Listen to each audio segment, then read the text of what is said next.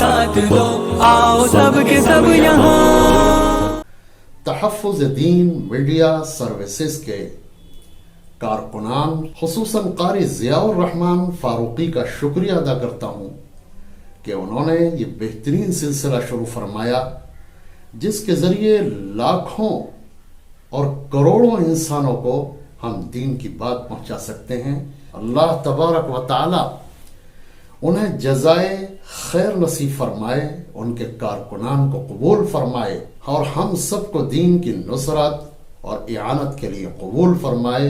الحمدللہ رب العالمین وصلی اللہ علی النبی الکریم وعلى آلہ وصحبہ وسلم تسلیما کثیرا کثیرا اما بعد فقد قال النبی صلی اللہ علیہ وسلم في الحديث الذي رواه الإمام أبو داود والترمذي أن النبي صلى الله عليه وسلم قد قال وإنه سيكون في أمتي 30 كذابون كلهم يزعم أنه نبي وأنا خاتم النبيين ولا نبي بعدي أو كما قال عليه الصلاة والسلام۔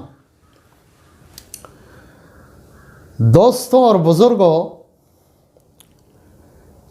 شکیل بن حنیف کا فتنہ اس وقت سنگین ترین فتنہ ہے۔ جو لوگ ہندوستان میں فتنوں کی تاریخ کا مطالعہ کرتے ہیں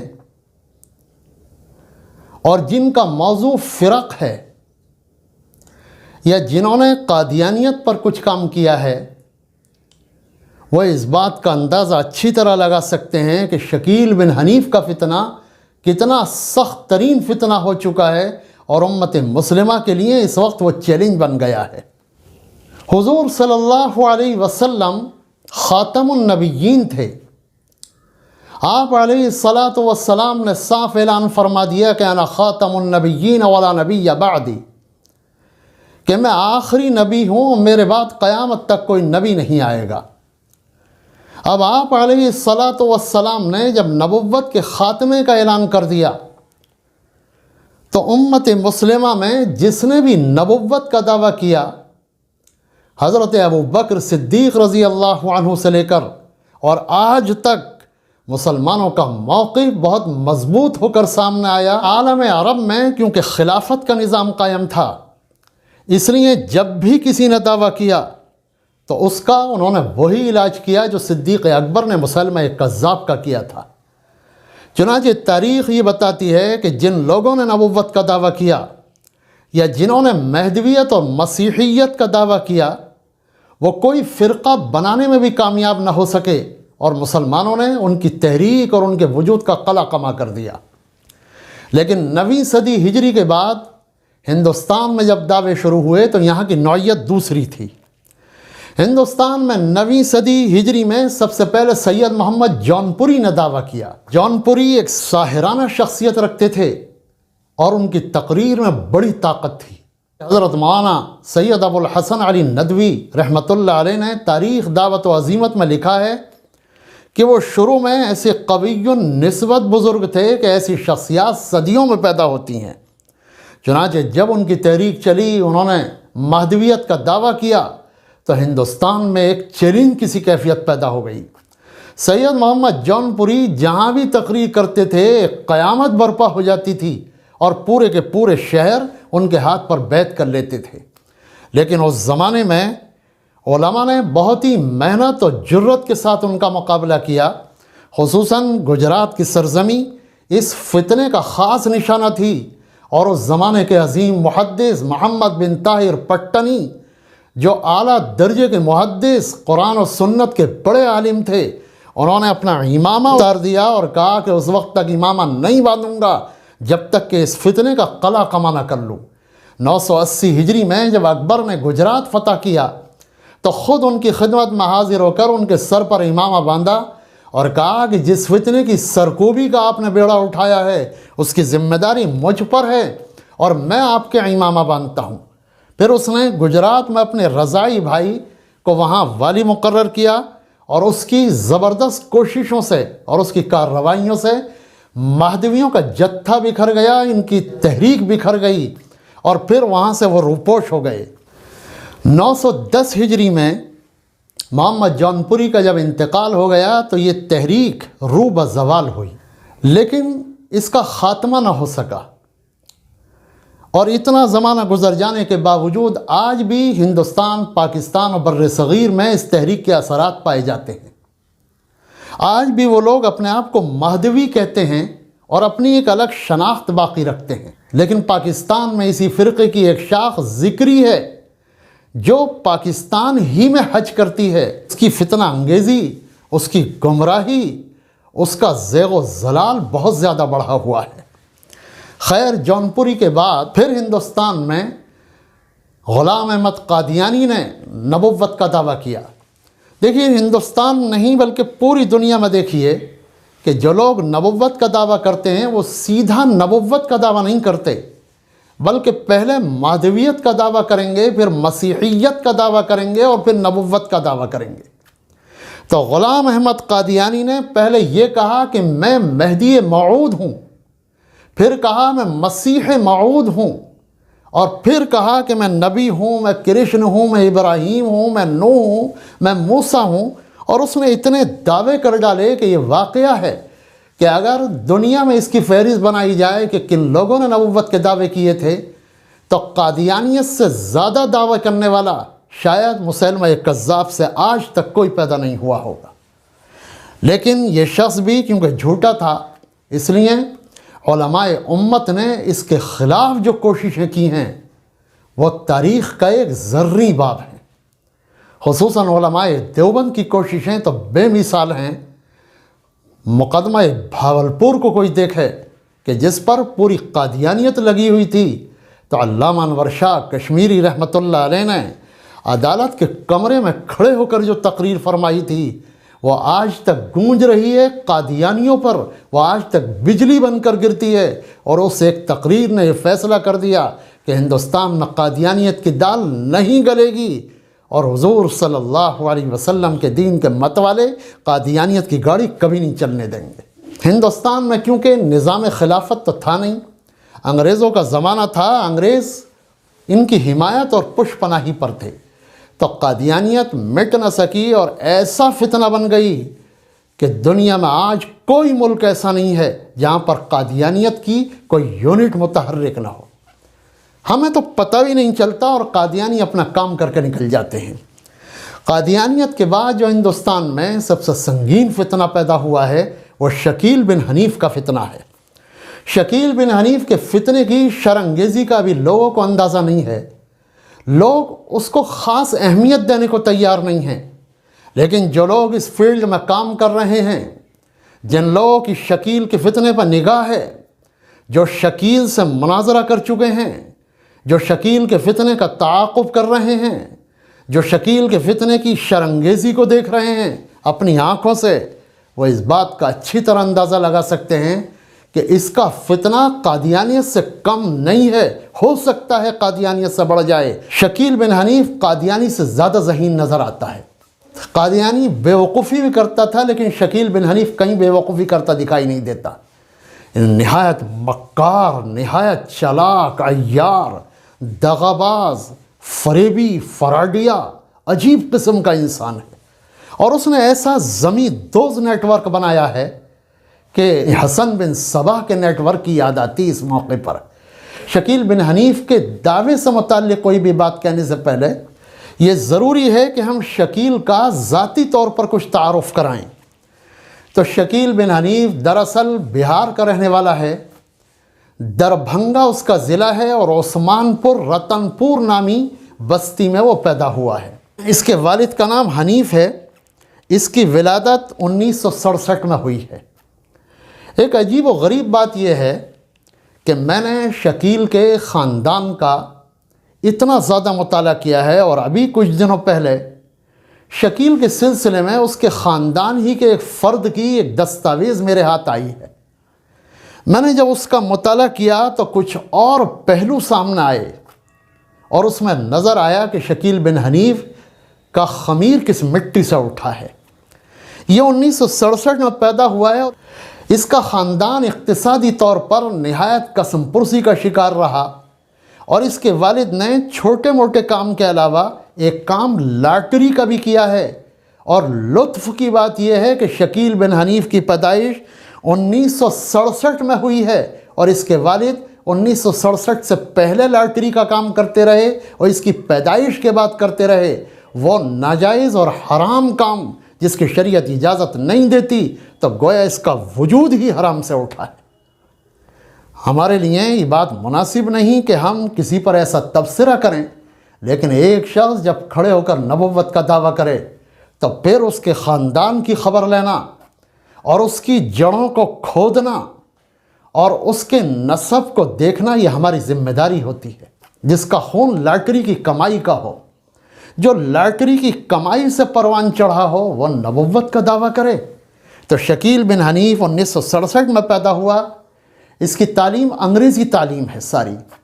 وہاں کا ملت کالج ہے، دوسرے کالج ہیں، اس میں اس نے تعلیم حاصل کی۔ غالب گمان یہ ہے کہ انٹر تک تو وہ یقینی طور سے پڑھا ہے، لیکن اس نے بی اے کیا ہے یا نہیں، اس کے بارے میں کوئی بات یقین سے نہیں کہی جا سکتی۔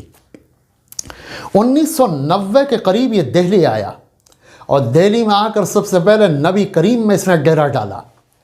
نبی کریم میں ہارڈ ویئر کی دکان کی، کچھ کاروبار کیا، کچھ ٹیوشن پڑھائے، اور پھر اس کے ساتھ ہی اس کے ذہن میں مہدویت کا سودا سما گیا۔ اس نے وہاں پر لوگوں کی تشکیل شروع کر دی، اپنی مجلسیں شروع کر دیں۔ لوگوں کے کان کھڑے ہو گئے اور انہوں نے شکیل کو اپنے محلے سے نکال دیا۔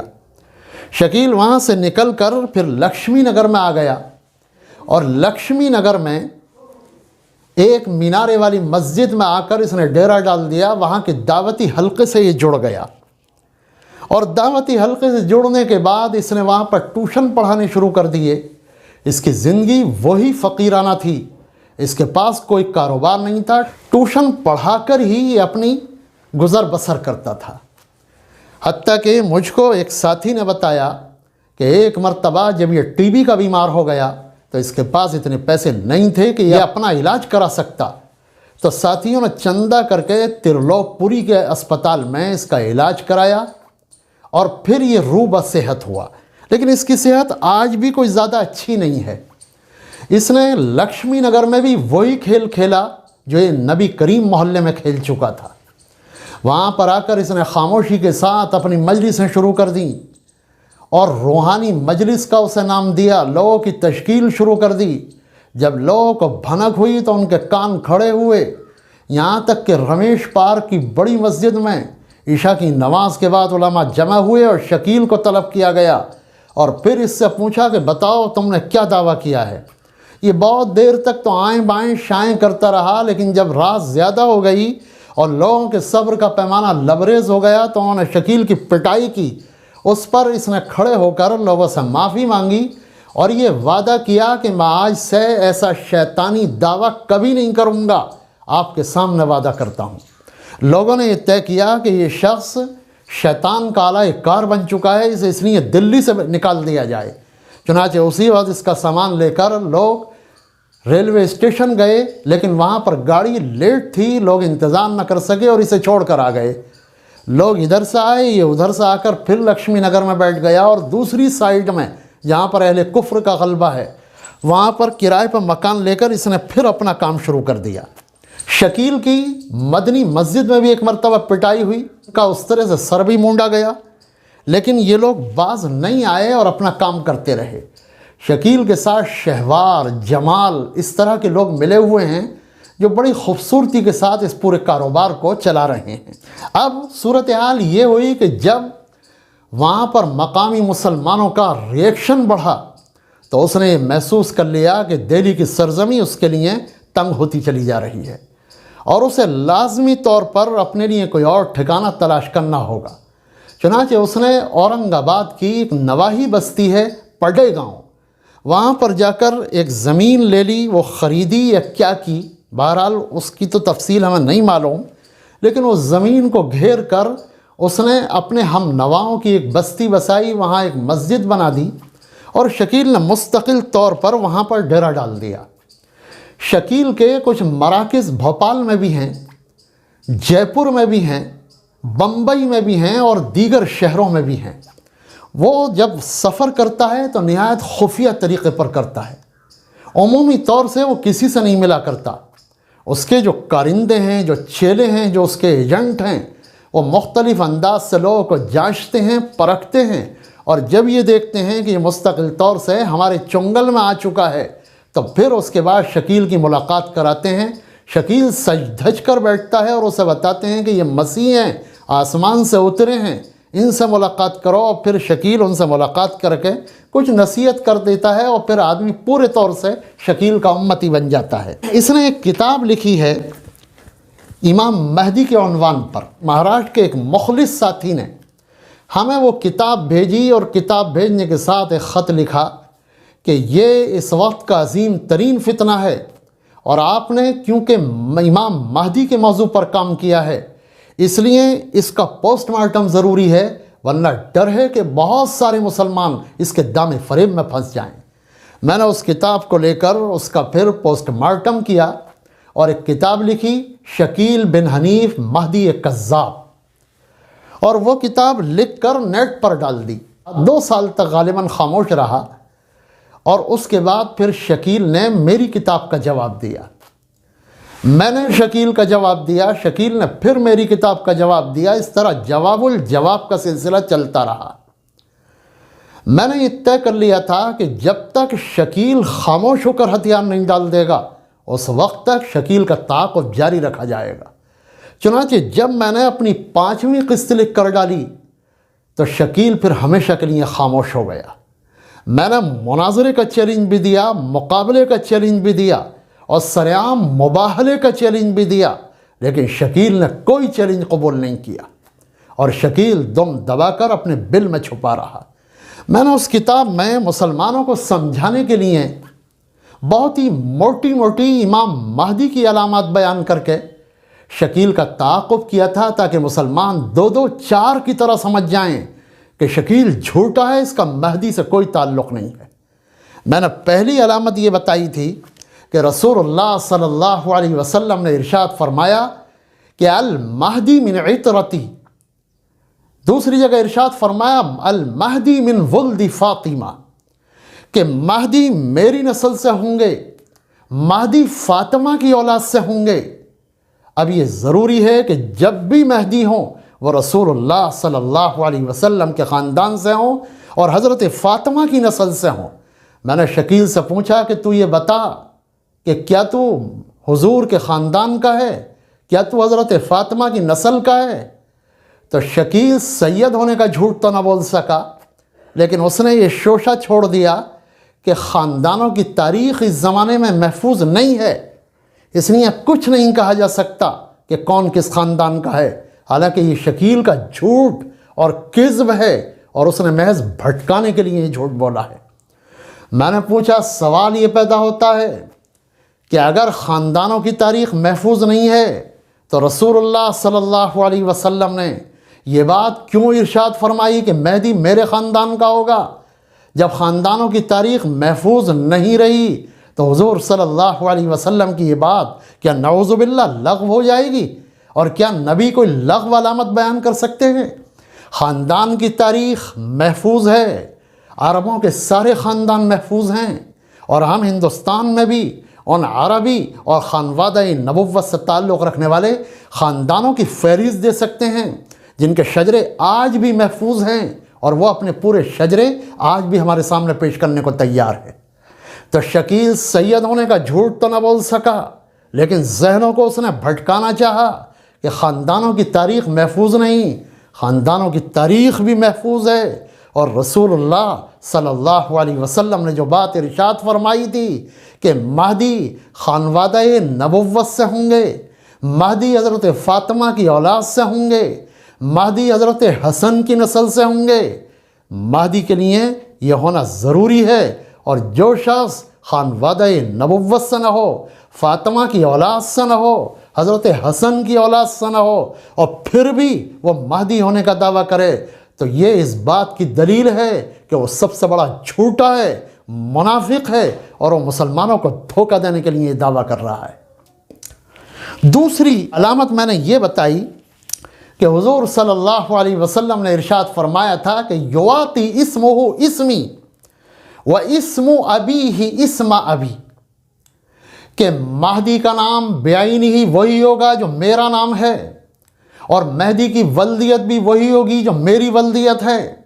آپ صلی اللہ علیہ وسلم نے یہ بات ارشاد نہیں فرمائی کہ اس کا نام میرے نام کی طرح اور اس کے والد کا نام میرے والد کی طرح ہوگا، بلکہ فرمایا بعینہ ہی ہو بہو وہی ہوگا، یواتی اسمہ اسمی و اسم ابیہ اسم ابی۔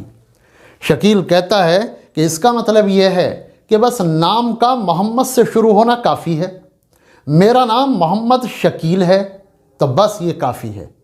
اور حضور نے فرمایا کہ باپ کا نام میرے باپ پر ہوگا، تو اس کا مطلب حضور کے باپ وہ نہیں ہیں بلکہ حضرت ابراہیم مراد ہیں، اور حضرت ابراہیم کا ایک نام جو صفاتی نام تھا حنیف، وہ میرے باپ کا نام ہے حنیف۔ لیجیے مسئلہ تمام ہو گیا۔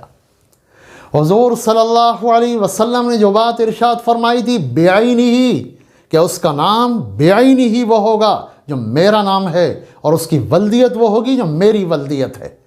اب شروع میں شکیل نے یہ کہا کہ میرا نام محمد شکیل ہے، تو ہم نے اس کی اس بات کو تسلیم کر لیا کہ ہو سکتا ہے اس کا نام محمد شکیل ہو، لیکن پچھلے سال جو ہمارے پاس ڈاکومنٹ آئے اور جو دستاویز آئیں اور شکیل کا جو شناختی کارڈ ہمارے پاس آیا، اس میں صاف طور سے لکھا ہے اس کا نام شکیل احمد خان ہے، اس کا نام بھی محمد سے شروع نہیں ہوتا۔ اس نے جھوٹ بولا اور اپنے نام سے احمد ہٹا کر شروع میں محمد بڑھا لیا۔ تو جو شخص اتنا بڑا جھوٹا ہو، اپنے نام میں تبدیلی کرتا ہو، اپنا نام غلط بتاتا ہو، اپنے نام کو چھپاتا ہو، اس سے بڑا جھوٹا کون ہو سکتا ہے؟ اور روئے زمین پر اس سے بڑا مسلمہ کذاب کون ہوگا؟ تو شکیل اس حیثیت سے بھی جھوٹا نکلا کہ اس کا نام نہ محمد ہے نہ اس کے والد کا نام عبداللہ ہے، بلکہ اس کا نام شکیل احمد خان ہے اور اس کے والد کا نام حنیف ہے، لہذا اس کا مہدی ہونے سے کوئی تعلق نہیں۔ تیسری چیز میں نے یہ بتائی تھی کہ حضور صلی اللہ علیہ وسلم نے صرف اس بات پر اکتفا نہیں کیا کہ آپ اس کا خاندان بتا دیتے، نام بتا دیتے، بلکہ فرمایا کہ مہدی جو ہوں گے اجل الجبہہ، ان کی پیشانی روشن ہوگی۔ مہدی جو ہوں گے تو اشم الانف، ان کی ناک کھڑی ہوگی، اقنا، اور ایسی کھڑی ہوگی جسے ستواں ناک کہتے ہیں۔ جب ہم لغت میں اس لفظ کے معنی کو دیکھتے ہیں تو لغوی وضاحت کرتے ہیں کہ یہ اس ناک کو کہتے ہیں کہ جس کا بانسا بہت لمبا ہو، بہت اونچا ہو، اور بانسے کی وجہ سے یہ نتنے چپک رہے ہوں۔ حضور صلی اللہ علیہ وسلم نے مہدی کی ناک کی بھی وضاحت کی ہے، اور ناک کی وضاحت اس لیے کی کہ چہرے میں اصل ناک ہی ہوتی ہے، چہرے کی شناخت بھی ناک ہی ہوتی ہے۔ آپ علیہ السلام نے فرمایا کہ مہدی کی پیشانی واضح ہوگی، روشن ہوگی۔ پیشانی روشن ہوگی یعنی چہرہ روشن ہوگا۔ مہدی کی ناک بلند و ستواں ہوگی۔ اور ایک اور حدیث میں حضور نے ارشاد فرمایا کہ میرا جو یہ بیٹا حسن ہے، اس کی نسل سے جو مہدی نکلے گا تو وہ جسمانی ساخت میں اور تمام صفات میں وہ تمہارے نبی سے مشابہ ہوگا۔ تو گویا مہدی کی شخصیت رسول اللہ صلی اللہ علیہ وسلم کی شخصیت کی طرح نہایت پر اثر شخصیت ہوگی، نہایت روشن ہوگی، نہایت جاذب ہوگی کہ لوگوں کے دل کھنچتے ہوں اسے دیکھ کر۔ میں نے پوچھا شکیل سے کہ کیا تیری شخصیت ایسی ہی ہے؟ شکیل کا رنگ پکا، آنکھیں چھوٹی اور جسم منحنی ہے، اور یہ ٹی بی کا بھی مریض رہ چکا ہے۔ سوال پیدا ہوتا ہے ایسا شخص مہدی کیسے ہو سکتا ہے کہ نہ اس کا جسم صحیح ہو، نہ اس کا چہرہ مہدی سے ملتا ہو، نہ اس کی پیشانی روشن ہو، تو وہ مہدی کیسے بن سکتا ہے؟ اس کا دعویٰ یقینی طور پر جھوٹ ہے۔ چوتھی بات میں نے یہ کہی کہ حضور صلی اللہ علیہ وسلم نے ارشاد فرمایا تھا کہ مہدی رجل من اہل المدینہ، کہ مہدی جو ہوں گے مدینہ منورہ کے ہوں گے۔ چنانچہ پوری امت حضور صلی اللہ علیہ وسلم کے زمانے سے لے کر آج تک یہی عقیدہ رکھتی ہے کہ مہدی مدینہ منورہ کے ہوں گے اور مدینے سے جب وہ مکہ مکرمہ آئیں گے تو وہیں پر ان کی بیعت ہوگی، مہدی کسی اور شہر کے نہیں ہوں گے۔ ہم نے شکیل سے کہا کہ جب مہدی مدینے کے ہوں گے تو مہدی کیسے ہو سکتا ہے؟ تو شکیل کہتا ہے کہ مدینے کے معنی ہے شہر، اور میں دہلی میں آ کر میرا ظہور ہوا ہے تو مدینے سے مراد دہلی ہے۔ یہ بالکل ایسا ہی استدلال ہے جیسا قادیانی نے کہا تھا کہ دمشق سے مراد قادیان ہے۔ اگر استدلال کی ایسی ہی گرم بازاری رہے تو لوگ کہہ دیں گے کابل سے مراد کاٹھمانڈو ہے، کاٹھمانڈو سے مراد دلی ہے، اور دلی سے مراد ٹوکیو ہے۔ میں نے شکیل سے کہا کہ کیا جس طرح تو قرآن و سنت میں اور رسول اللہ صلی اللہ علیہ وسلم کی ان علامتوں میں کھلواڑ کر رہا ہے، کیا تو ہندوستان کی کسی عدالت میں اس طرح کی دلیل دے سکتا ہے اور اس طرح مقدمہ لڑ سکتا ہے؟ صرف دین کے ساتھ یہ کھلواڑ کر رہا ہے۔ امت مسلمہ ابھی اتنی بے حس نہیں ہوئی، اتنی بے غیرت نہیں ہوئی کہ تجھے دین کے ساتھ کھلواڑ کرنے کی وہ مہلت دے دے یا اجازت دے دے۔ امت کے جیالے تیرا گریبان پکڑ کر پوچھیں گے کہ بتا دربھنگے میں پیدا ہونے والا آخر مہدی کیسے ہو سکتا ہے، اور جو شخص دربھنگے میں پیدا ہو وہ اپنے آپ کو مدنی کیسے کہہ سکتا ہے؟ پانچویں علامت ہم نے یہ بتائی کہ رسول اللہ صلی اللہ علیہ وسلم نے ارشاد فرمایا کہ یبایع بین الرکن والمقام، کہ مہدی کی جو بیعت ہوگی وہ حجر اسود اور مقام ابراہیم کے درمیان ہوگی۔ یعنی مہدی مکہ مکرمہ میں اور مکہ مکرمہ میں بیت اللہ میں جو حجر اسود اور مقام ابراہیم کے درمیان کا فاصلہ ہے، یہاں پر بیعت لیں گے۔ آپ علیہ السلام نے ارشاد فرمایا کہ شروع میں 313 لوگ بیعت ہوں گے۔ میں نے شکیل سے پوچھا کہ مہدی کی بیعت تو صحیح حدیث کے مطابق مکہ مکرمہ میں اور حرم میں حجر اسود اور مقام ابراہیم کے درمیان ہوگی، اور تیری بیعت تو لکشمی نگر میں ہوئی ہے، بتا تم مہدی کیسے ہو سکتا ہے؟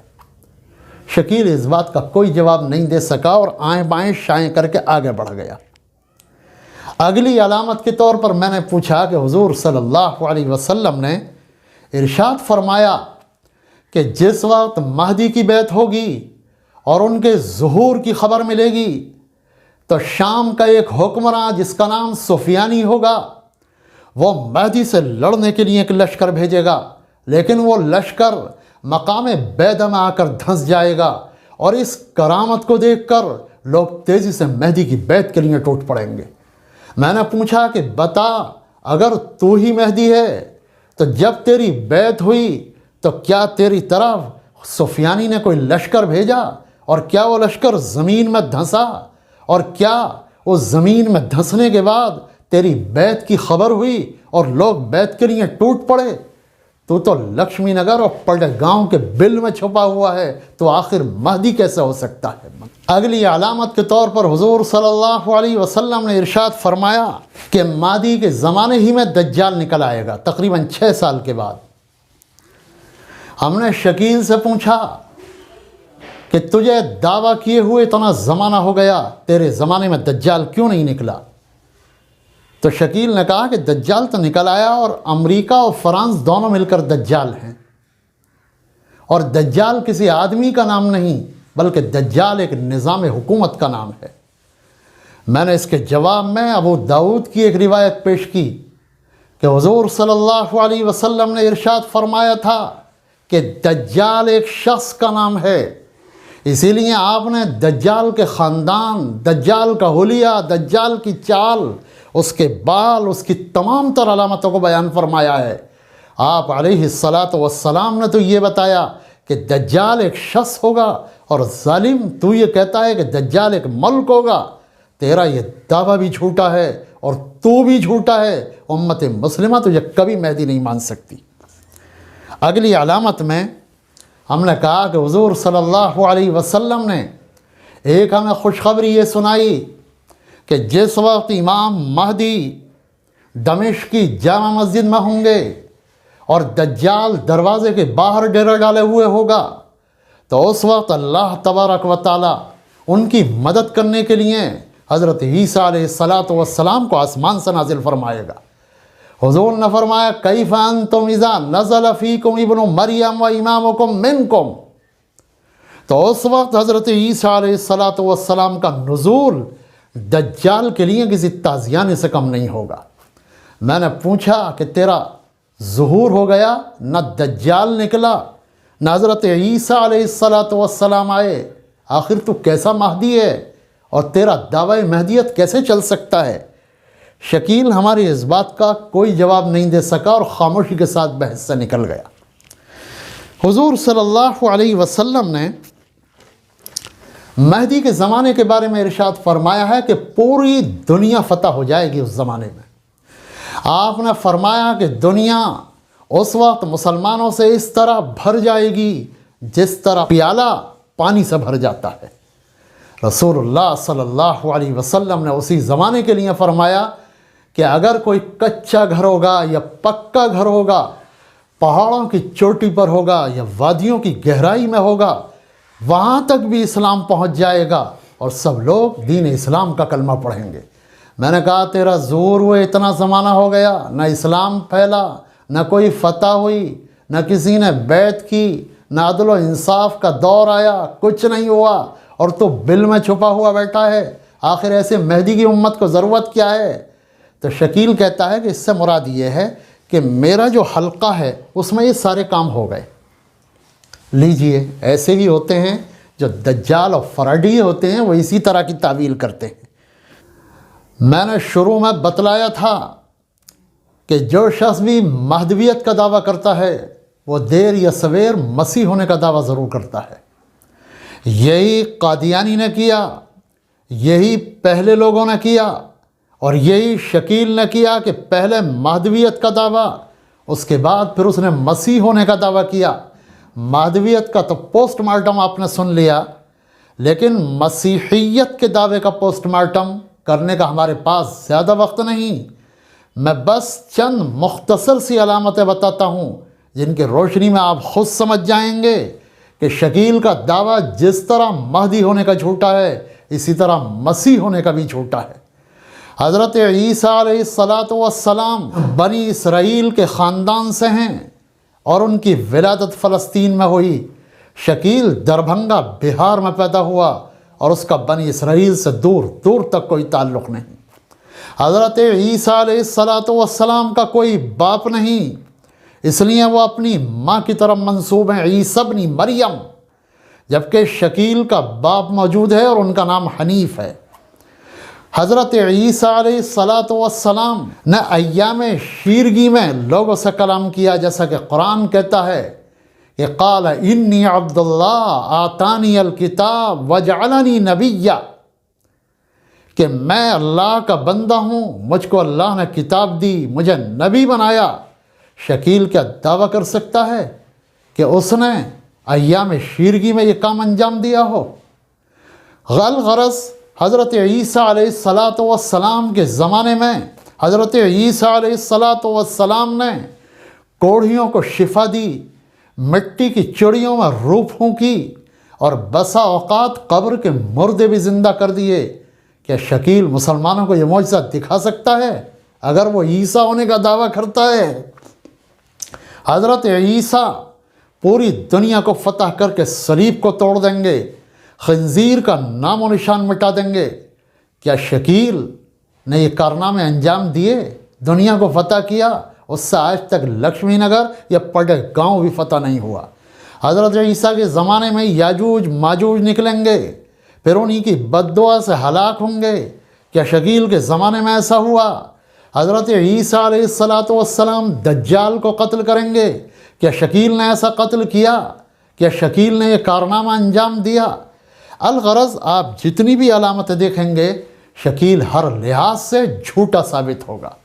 میں اللہ کا شکر ادا کرتا ہوں کہ خداوند قدوس نے ہندوستان میں مجھے سب سے پہلے شکیل کے تعاقب کی سعادت بخشی، اور سب سے پہلے صرف میرا ہی اس سے مناظرہ ہوا، اور میں نے 5 کتابیں لکھ کر شکیل کو شکست فاش سے دوچار کیا۔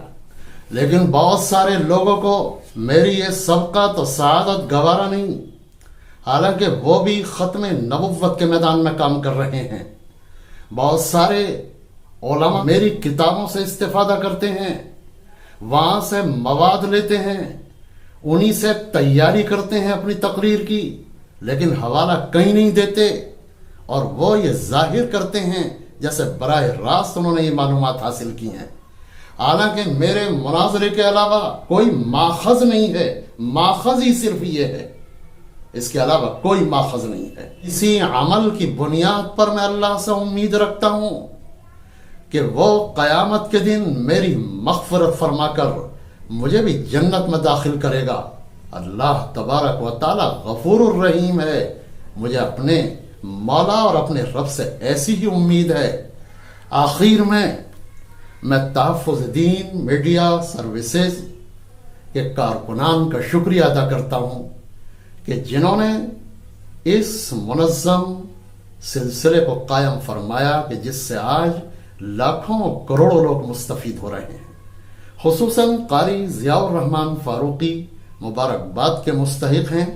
اللہ تبارک و تعالی ان سب کو اپنے دین کی نصرت کے لیے قبول فرما لے اور ہم سب کی فتنوں سے حفاظت فرمائے، اور اس چینل کو دین کی اشاعت، دین کی نصرت اور دین کے تحفظ کا ذریعہ بنا دے۔